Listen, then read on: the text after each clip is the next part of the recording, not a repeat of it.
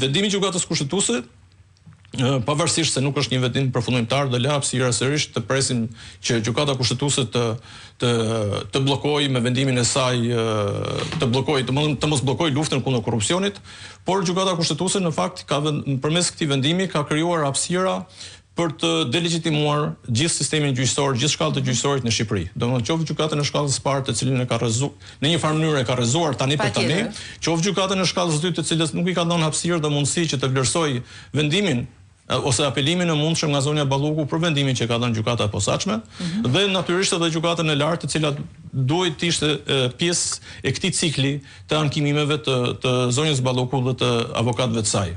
Dalja e gjykatës kushtetuese përpara gjithë sistemit gjyqësor, përpara 3 shkallëve të gjyqësorit në Shqipëri, e vën në diskutim, si thua, themelet e Republikës, ku një prej pushteteve mbi të cilën mbahet kjo republikë është edhe pushteti gjyqësor.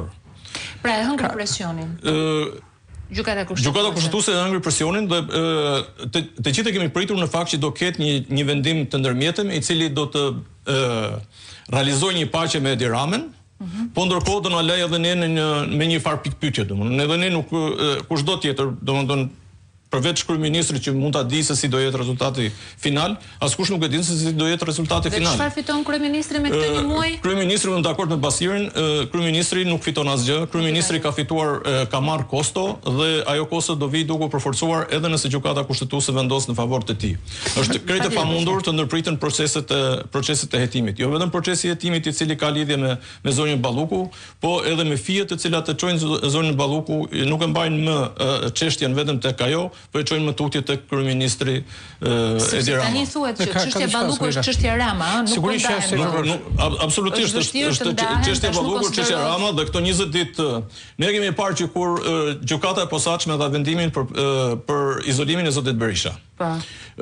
Kemi parë kamera televizive të cilat bridhnin të shtëpia zotit Berisha, të selia e Partisë Demokratike, të zyra të ambientet të tjera kudo, ku kishin mundësi që të shikonin, ku shkonin korrierët e BKH-s apo korrierët e SPAK-ut për të çuar, ose korrierët e gjykatës për të çuar vendimin.